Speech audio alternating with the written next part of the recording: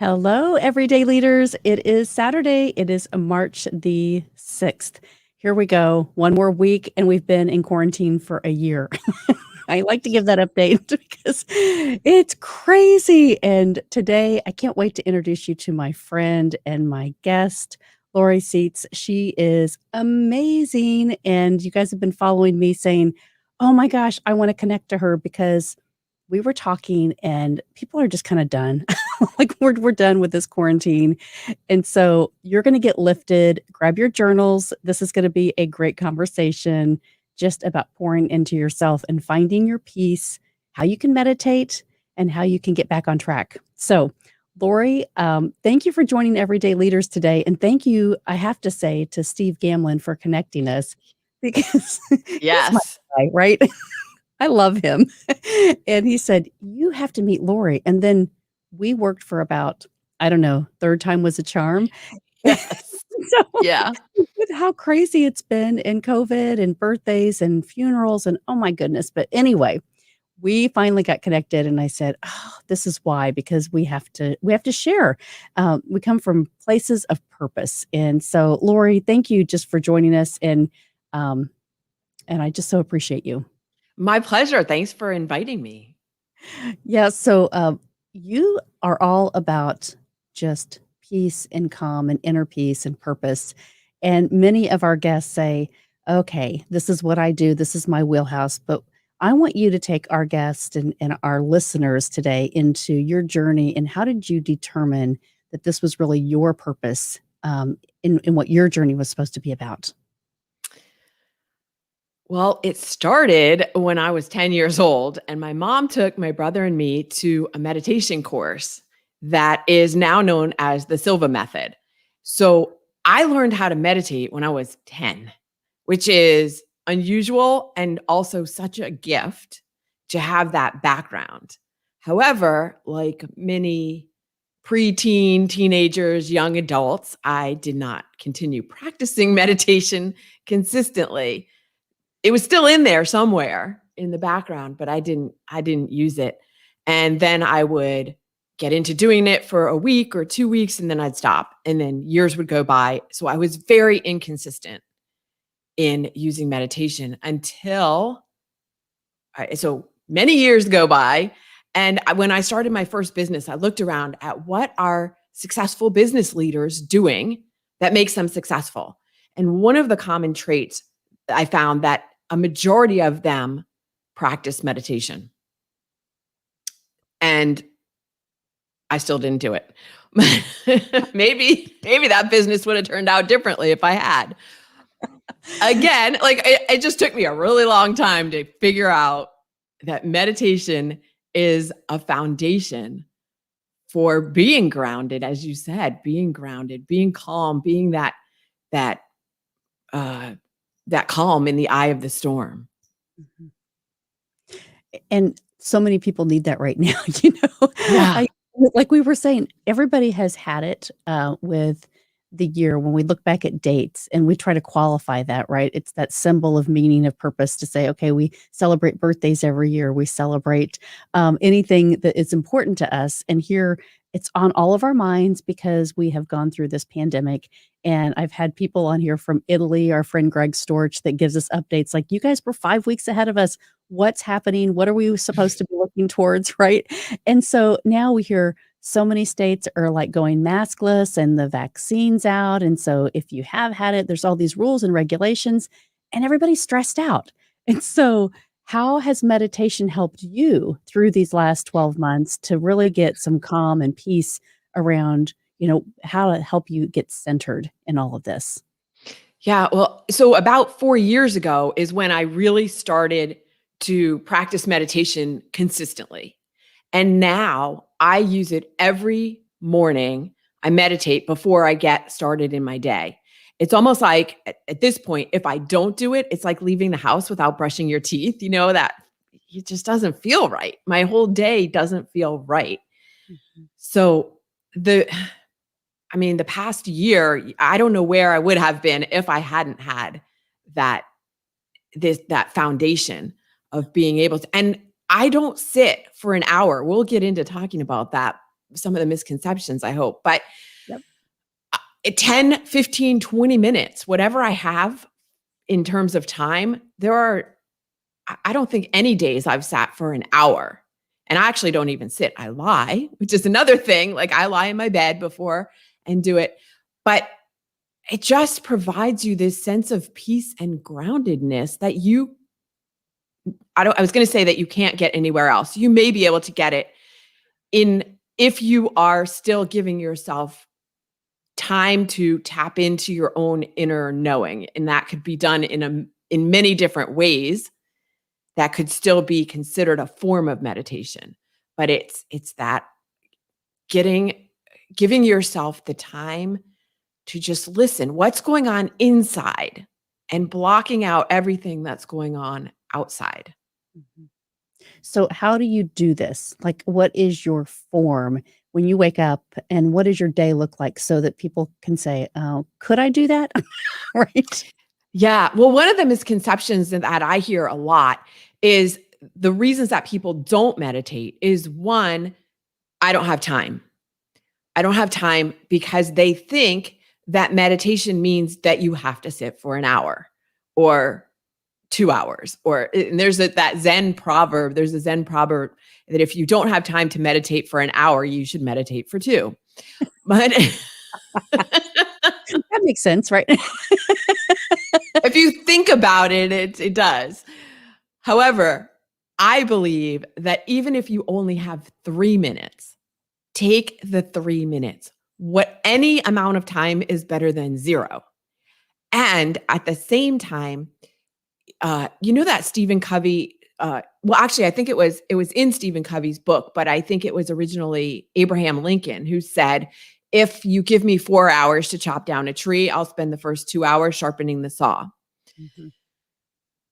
Meditation is like sharpening the saw. If you spend 15 or 20 minutes a day, and again, it doesn't have to be in the morning. I choose to do it in the morning before I get started because then nothing else interrupts. I don't get caught up in doing the rest of my day and then forget to do it and not fit it in. So that's why I like to do it in the morning so that it sets the intention for my day. Mhm. So 15, 20 minutes, so the thing is, if you do that, take 15 or 20 minutes, and whether it's in the morning or the middle of the day or night before you go to sleep, it makes you more effective and productive and focused the rest of the day. So it's just like sharpening the saw. So yeah, so I start my day with the meditation. Then I listen typically to some kind of inspiring podcast. And I have a lot of different podcasts on rotation. So I just see whatever attracts me that day. And then I have my my song that I listen to. Mhm. So I kind of called it like you're in baseball, it's the walk-up song. I'm not a big baseball fan, but uh, and then I saw somebody post on LinkedIn actually just a couple of days ago, and they referred to it as their hype song. Like, what's the song that gets you pumped up and r- lifts your spirits? Mhm. So You're in the game, right? yeah, Yeah. exactly. So I listen to that, and then I can get into the rest of my day. So what's your song? Champion by Carrie Underwood. Oh, nice. I love that song.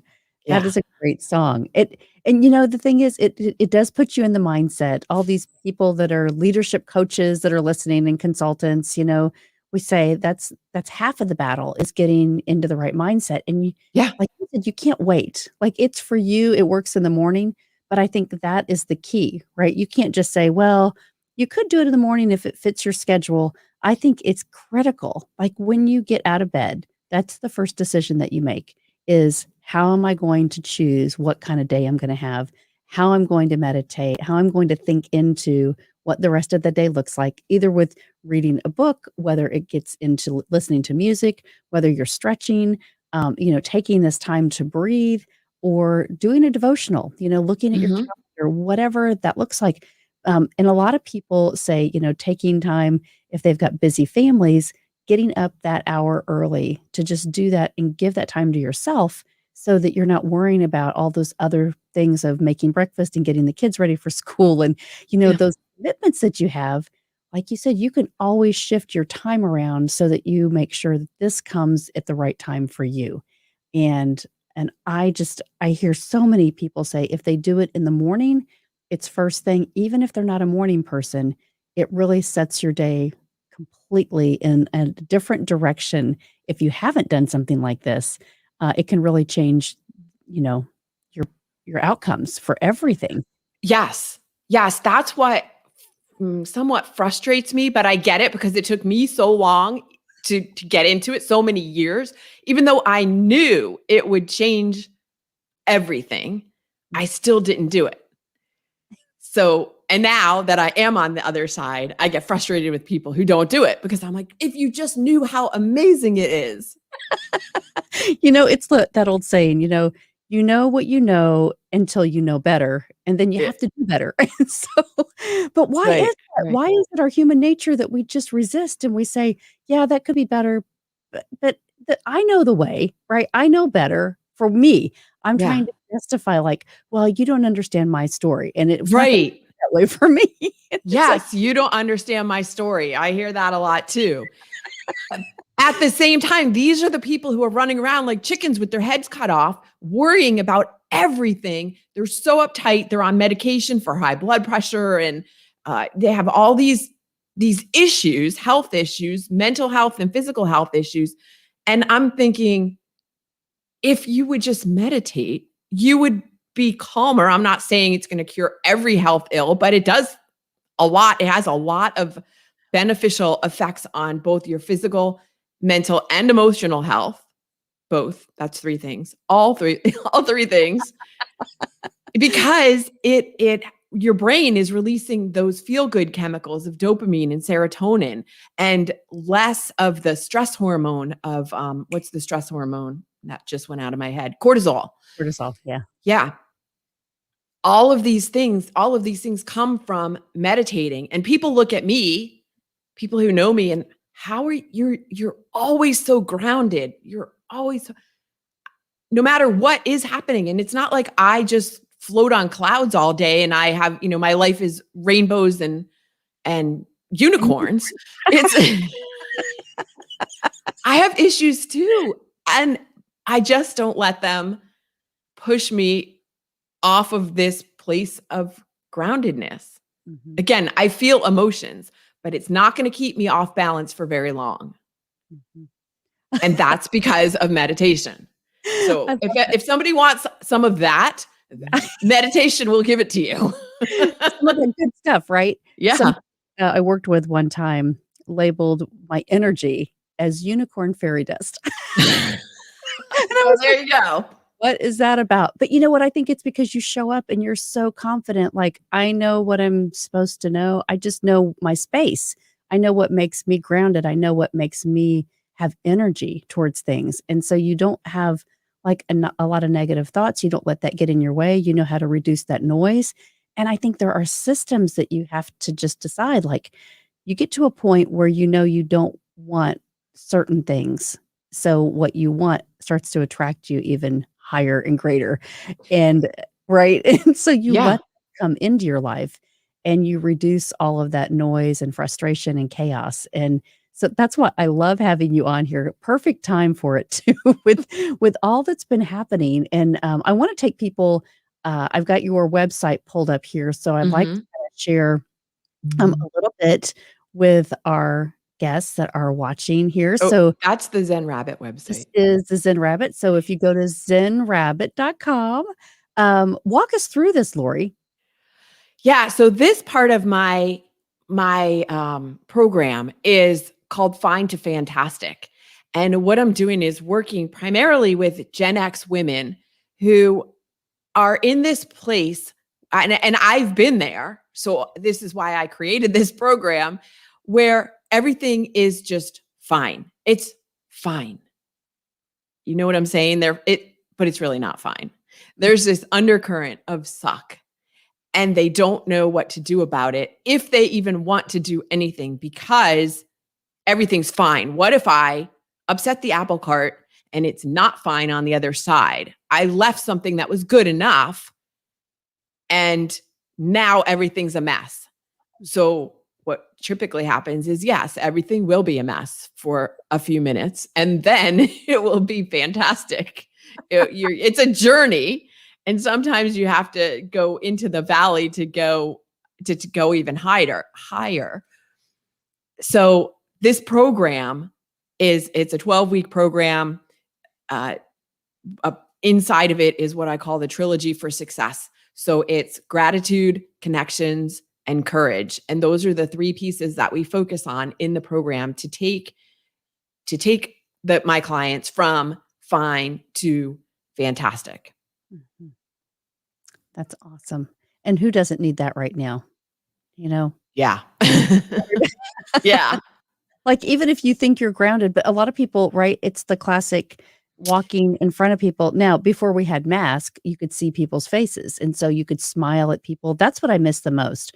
We were Yeah. talking about that this morning on a devotional study. I said, it's not that we have to wear the mask, it's that I'm so frustrated that when I go places that I can't see people's face. I can't see I can see their eyes and they smile, but just, Yeah. when you go places now, you're kind of looking down and kind of like, I don't wanna be around anybody, just get me to where I need to get whatever I have to have and then get back home.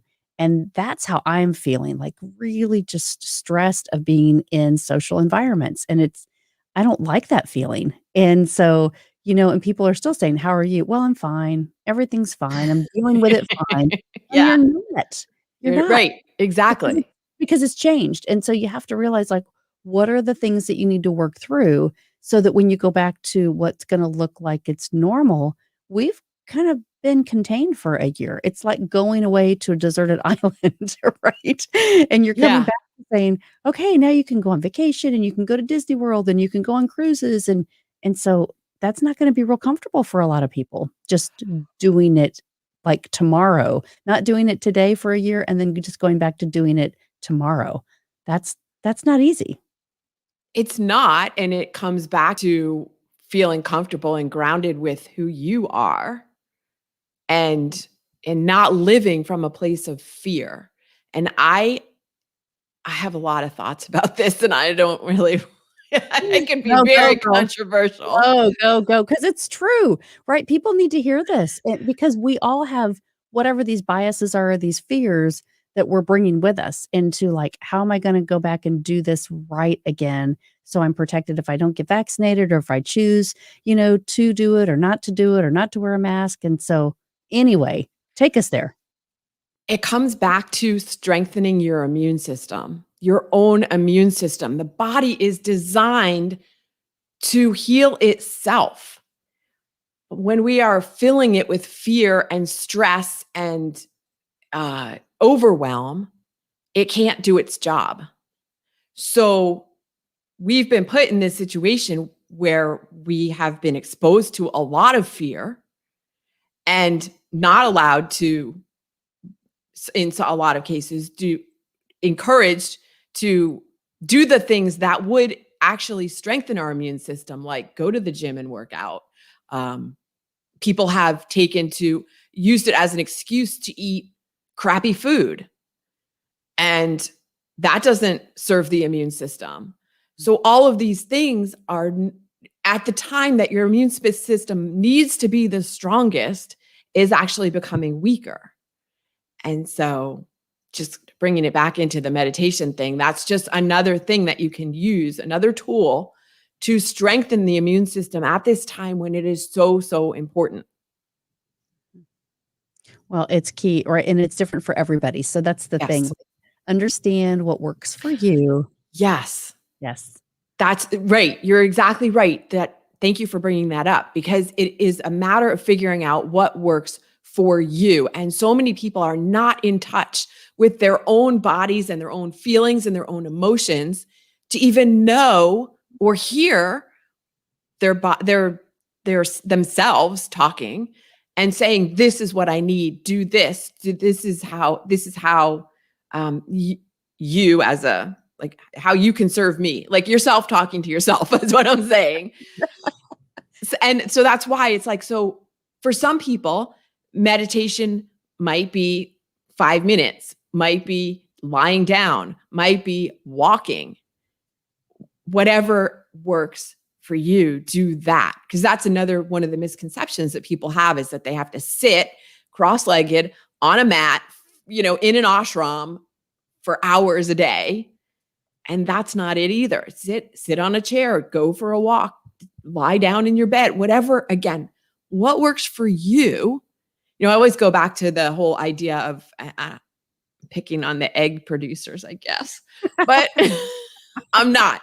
But what this, we always heard, eggs are good for you. Eggs are not good for you. Don't eat the egg, the yellow part of the egg. Only eat the egg white. Again, what works for you? Pay attention to your own self.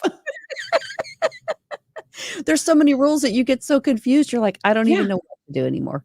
Right. And that's where it comes back to what works for you. For example, I don't eat anything. I say I don't eat anything with feet. So I eat fish, but no animals. I'm not telling you not to eat a steak if you want it. This is what works for me, and I'm not going to be all preachy. You figure out what works for you. Mm-hmm. And here's why it worked for me, right? That's the thing. It's because this is my journey. And so we go back to that whole, like, a lesson on the comparison gap and loving yourself before you can love anybody else. And so if you can't get those things down and you're always looking for somebody else to go, oh, well, I think they're doing that, so that might fit me. And oh my gosh, talk about that. Think for yourself. This gets me so worked up because so many people want somebody else to tell them what to do. What should I do? And then they just go and do that because somebody else decided that's what you should do. That's the best thing for you. Well, maybe it's not the best thing for me. I want to think for myself. I want to gather all the data, or I don't even necessarily have to go doing tons and tons of research. Again, if you sit and tap into your inner knowing, you know what to do. My friend Janine would drive me crazy all the time because we would have conversations and I would say, well, I just don't know what to do. And she would say, okay, but if you did know, what would you do? I don't know. But the truth is, you do. Inside, when you get quiet with yourself and you allow yourself to listen to your inner truth. What is your truth? What is true for you as an individual? It doesn't matter if it applies to anyone else, or if everyone else thinks you're insane. If that's what is true to you, do that. It's critical. And so, are you listening? This is a completely different interview than I've ever done. But you know what? It's so important because today we have all these people that are saying, hey, just, take it upon yourself and you can do the best you can. And so, but it's like, but if I don't believe that and my beliefs aren't yet changed, I can't change my behavior. And that's the key that, I love you being here today because of this, because beliefs match behavior. So watch people around you and you see their behavior. If they say, I don't eat things with feet, but yet they go out and order a steak, right? That doesn't match what they actually believe. So it's important, the people that are around you to pay attention and be aware. I'm all about this campaign to help people become aware. And mental health is so important. I've been on all these panels helping to be the master of ceremonies and talking about these issues that, they're real issues right now. And I think it's so important if we don't have access to things that we can just say, look, maybe it's not for everybody. My friends are dealing with this okay, but I'm really struggling. And so things that you have found that work and programs that you're offering, and I'm going to put your website on here again, because I think, if anybody is listening to this now or on the replay, you've got YouTube and LinkedIn and Facebook everywhere. And we want you to be able to resource yourself. Don't depend on that billboard that doesn't appear in your life, right? Yeah. Take ownership. Right. Ownership, take responsibility for yourself. And that does not mean, as you're saying, Melanie, that you have to do it by yourself. You take responsibility, get help if you need help. Ask people for recommendations, for counsel, and then make your own decisions. That's what we're saying. Mhm. You have to. You have to. Yeah. Lori, I'm going to stop for just a second because I have been typically doing this fun little wheel and Okay. for a giveaway. And so for weeks, I've been in the Y Institute. I've been certified by the Y Institute, and I've been having drawings for Y assessments. And today, I have been having the end of my 31 bag party. So you know Okay. what 31 is, right? All the bags and the accessories and things. And so, anyway, we were having some fun with it, and I said, "Hey, why don't we do a drawing for some prizes?" So I made this wheel up, and will you help me with this? Sure. What do I Okay. do? All right, so I'm gonna share, my screen, and we're gonna do a wheel of gifts right now for the people that have been involved in this fun 31 party. So you can see this right here. Oh, yeah. So fun. I'll Okay. be Vanna White. Is that what I Yeah, should be doing? exactly. So I'm gonna have you be Vanna White, and if you will just, do our countdown, and I will spin this wheel, and I've got Joyce, Marilyn, Martina, Jenny, Denise, Georgie, Sheila, Jody, Melanie, Clorinda, and Kelly were our contestants, and so we're gonna spin the wheel, Lori. Let's go. All right. Here we go. What am I counting down Oh, from? just do 3, 2, 1. Oh, 3, 2, 1. Go. Good luck, everybody. So excited. It looks like Yay, Georgie. Georgie. Yay, Georgie. All right. So she may, so this is so great because we were giving away leadership books, Y assessments, a class, everyday leaders gear, all kinds of fun stuff. So Georgie, I will get with you. Oh, it says Sheila, but it's actually Georgie. Right. That's How so did it move? I It don't said know. Georgie. That is so funny. So, yes, so we'll take that off the screen because it is Georgie. That's what I saw too.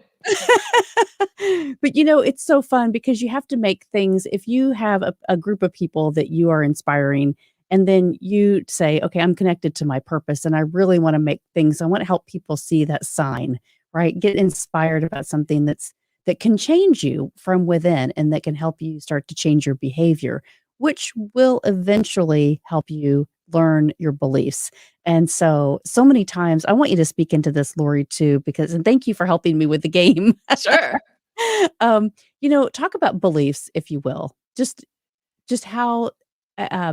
think you come to terms with that, and then what you believe is the right kind of, formula, I guess, if you will, for people that are struggling with their own beliefs.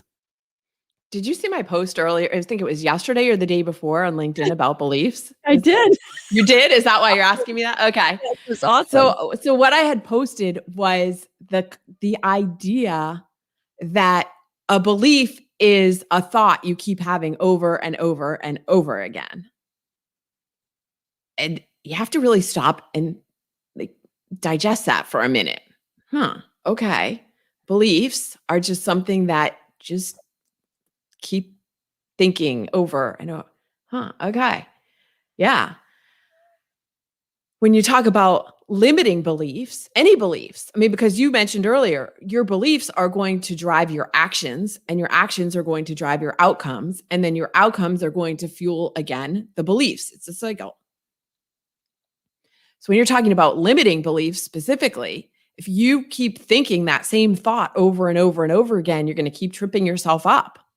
I'm not good enough. I'm not worthy enough. I can't, I'm not smart enough. Whatever it is, it's just going to keep, and now that's the thought you keep having over and over again.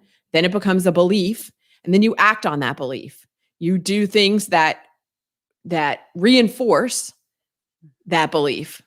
And then the outcome is the results is the outcome of that belief, and then it reinforces the belief again. You're like, yeah, see, I knew I couldn't do it. I knew I wasn't smart enough. You have to interrupt that cycle. And that's so sometimes when you're talking about meditations, if you're listening to a guided meditation, which I really enjoy and recommend to people, especially beginning, because just as a quick aside here, the other misconception about meditation is that you have to sit in silence, and people think they're not good at it because they can't sit in silence and clear their mind of all the thoughts that are running through their head. Puppy mind is what I call it. They can't.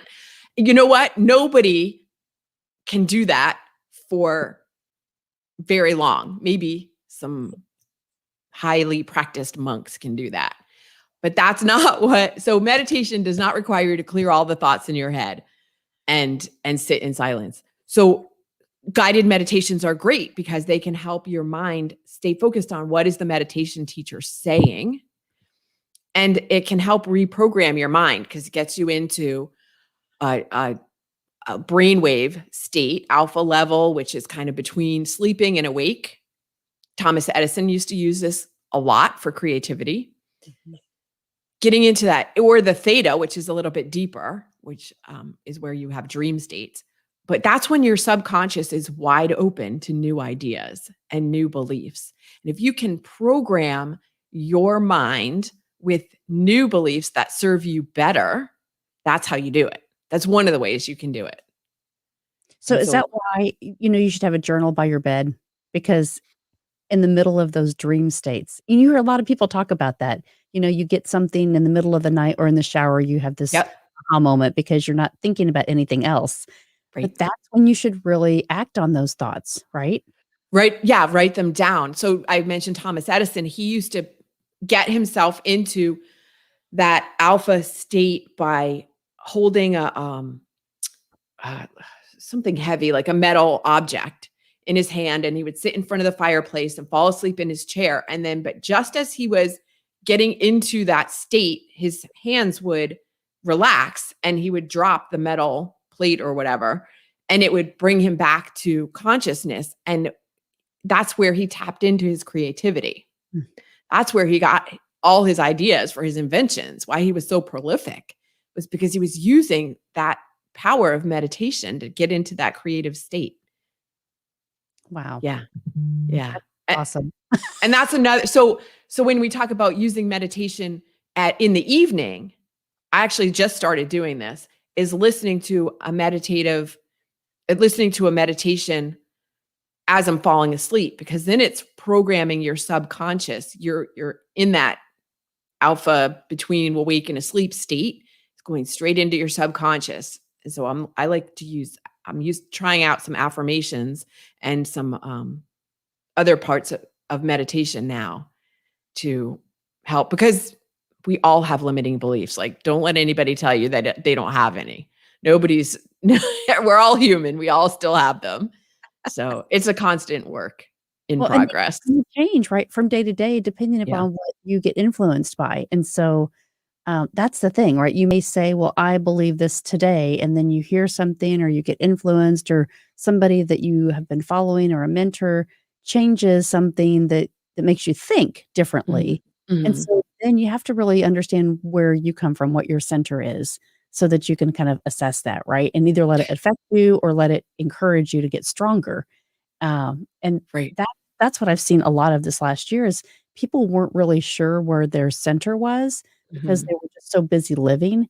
And so giving this opportunity to slow down and refocus, it has caused people to have this opportunity to say, how do I do this? How do I actually exist and create meditation and create consistency and create my centered values? What are those? What do those mean? How do I then show up for myself and my family to be a better person in the world?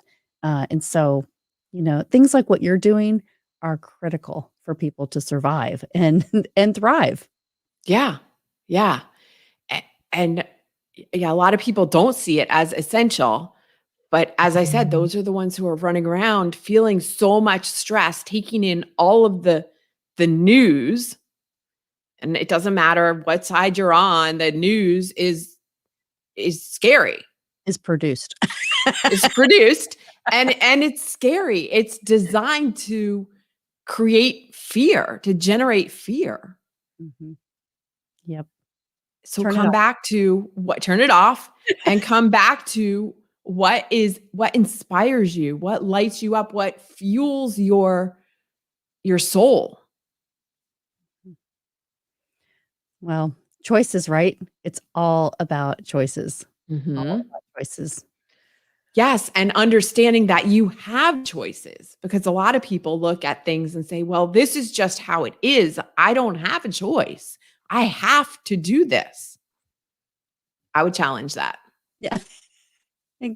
Every day, right? Every day challenge yourself because sometimes I love to talk about this and I don't want to forget a couple of things that we had talked about before. One is, the inner circle of people that you surround yourself with, right? It Mhm. doesn't have to be the people that you look around and say, oh, my family is who needs to give me guidance or my best friends because they've always been there for me. Um, and so this inner circle of people to help you, find your center. It can look different, right? And you may have to, just like the news, you have to remove some of those people so that you can get that clarity. And then I want you to talk about the book we were talking about before we came on live, because I think Okay. that is it's a great resource for people. Okay. Yeah. So the inner circle of people, I talk about I just did a podcast, my own podcast interview yesterday with one of my guests was talking about the fact that she is no longer in touch with most of her immediate family because they think they weren't supporting her in the way that she needed to be supported, and they just think so much differently than the way she does. So she removed herself from that negative influence Mhm. and replaced it with really good friends. And that's a cool thing. We can do that. That might feel uncomfortable.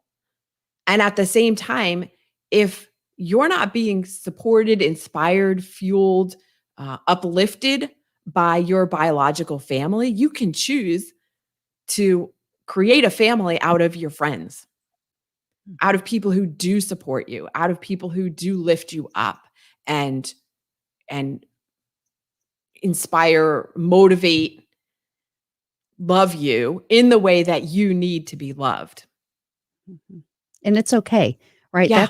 That's the message. So many people just say, "Well, but I can't do that because I would Mhm. hurt their feelings," and that's the way it's always been, and I know it's depressing and horrible, and I get so down on myself, and I don't really believe in myself when I'm around those people, and I'm like, "Well, then don't do it." Right. Right?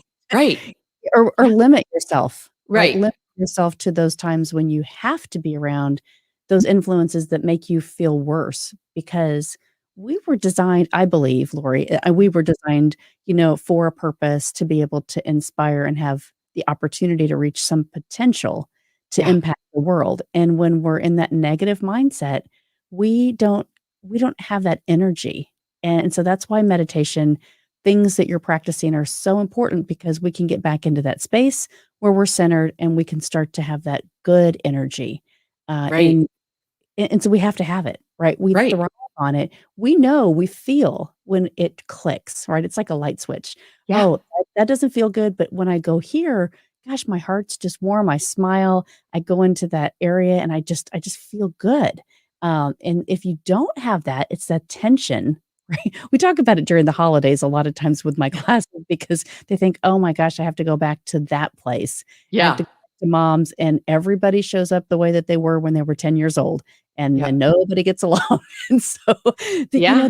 the thing, right, bringing that energy into it, you can actually change the whole situation for yourself.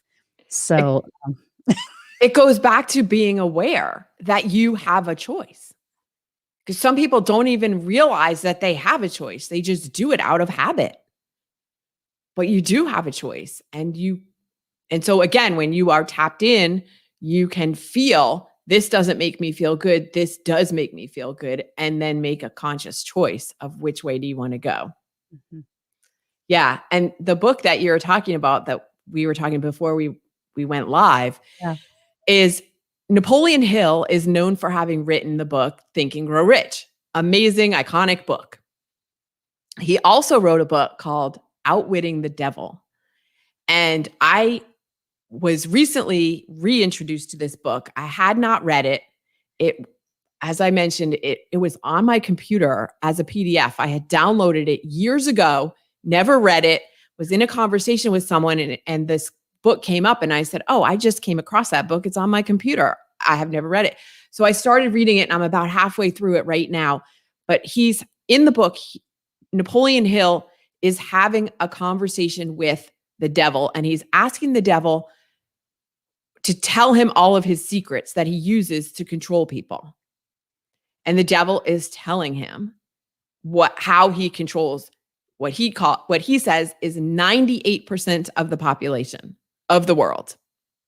So Melanie, I don't remember if I told you, but what is he using to control people? You probably, if I didn't tell you, Okay, tell us. Fear. He's using fear as the way to control people's minds and habits and actions. And he talks about keeping them complacent and not thinking for themselves, because if they don't think for themselves, they're easier to control. Mm-hmm.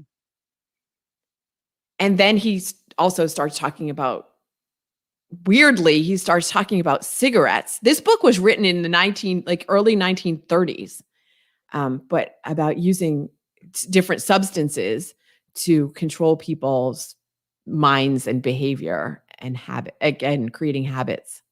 And that was before they even knew cigarettes were physically damaging. But it's bizarre how ahead of the time it was, or how relevant it is to today when this book was written almost 100 years ago.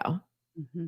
You think that history repeats itself in those cycles of just principles, right? It's the values that you say, well, if you replace fear with whatever that is that you are addicted to, right?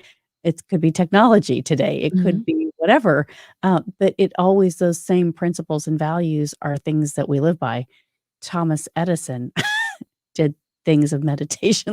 You can just apply this. So take what we know and what we've learned and then apply it to your life. And that's when you're going to have those principles to be centered and live healthier.